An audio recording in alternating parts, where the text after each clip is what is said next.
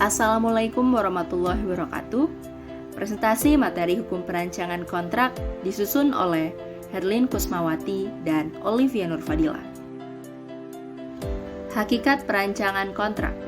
Perancangan kontrak atau kontrak drafting dikenal dengan 3 istilah, yaitu rancangan, merancang, dan perancangan, di mana rancangan adalah segala sesuatu yang direncanakan, merancang adalah mengatur atau merencanakan segala sesuatu, dan perancangan adalah proses atau cara merancang.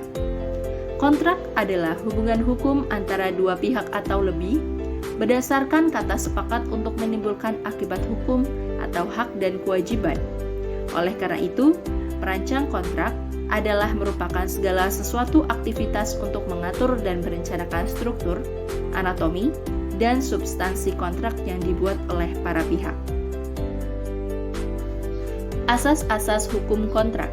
Di dalam buku 3, Kitab Undang-Undang Hukum Perdata, dikenal 5 macam asas hukum.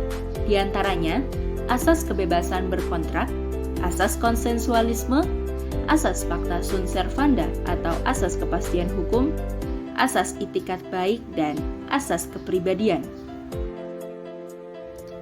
Asas kebebasan berkontrak para pihak dalam teori maupun praktek. Menurut pasal 1338 ayat 1 Kitab Undang-Undang Hukum Perdata, kebebasan berkontrak dengan prinsip sebagai berikut. Sebagai orang berhak membuat perjanjian atau tak membuat perjanjian. Setiap orang bebas mengadakan perjanjian dengan siapa saja.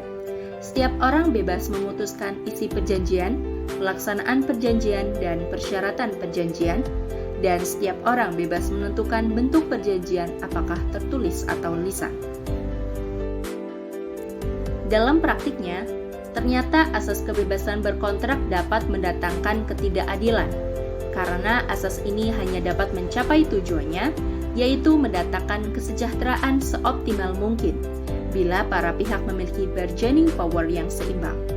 Jika salah satu pihak lemah, maka pihak yang memiliki bargaining position lebih kuat dapat memaksakan kehendaknya untuk menekan pihak lain demi keuntungan dirinya sendiri. Syarat-syarat atau ketentuan-ketentuan dalam kontrak yang semacam itu akhirnya akan melanggar aturan-aturan yang adil dan layak. Dalam perkembangannya, asas ini menimbulkan kepincangan dalam kehidupan masyarakat, sehingga negara perlu turut campur tangan melakukan pembatasan terhadap pelaksanaan dari asas kebebasan berkontrak untuk melindungi pihak yang lemah. Kontrak konsumen dan kontrak baku.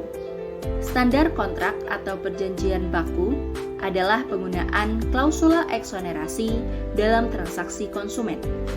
Standar kontrak pada dasarnya lahir dari kebutuhan masyarakat yang bertujuan untuk memberikan kemudahan atau kepraktisan bagi para pihak dalam melakukan transaksi.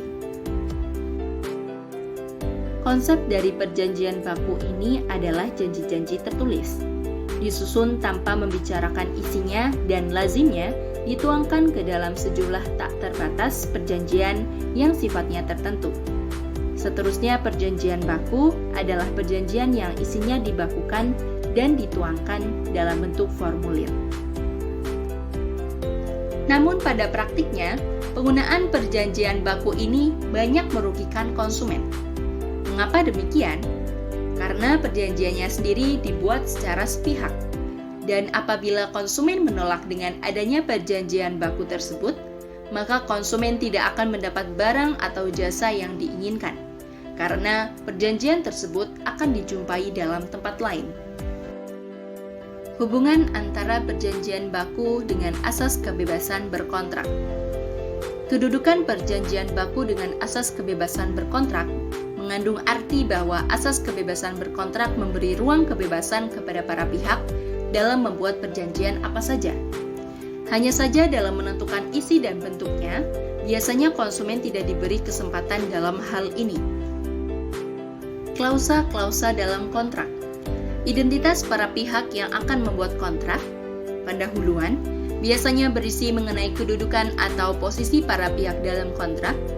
Definisi, apabila terdapat istilah-istilah yang ada dalam kontrak dan harus diberikan penjelasan agar tidak terjadi kekeliruan dalam mengartikan istilah tersebut.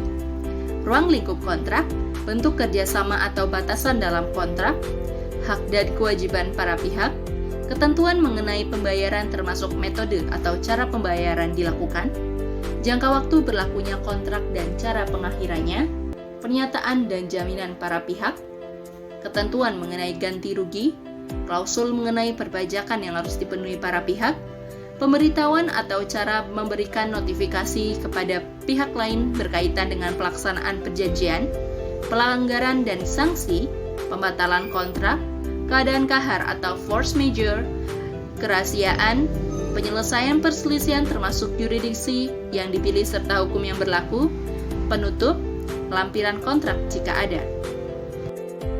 Struktur dasar surat perjanjian. Yang pertama judul, yang kedua komparisi berisi tentang keterangan-keterangan para pihak dalam perjanjian atau atas siapa permintaan perjanjian tersebut dibuat. Yang ketiga premis atau retikel, merupakan keterangan pendahuluan dan uraian singkat para pihak mengenai perjanjian tersebut. Yang keempat, isi perjanjian berupa pasal-pasal yang memuat ketentuan-ketentuan yang diperjanjikan atau disepakati bersama. Dan yang kelima, penutup, meliputi tempat pembuatan perjanjian, para pihak yang mendatangani perjanjian, dan saksi-saksi yang terlibat dalam perjanjian. Berikut contoh perjanjian kontrak.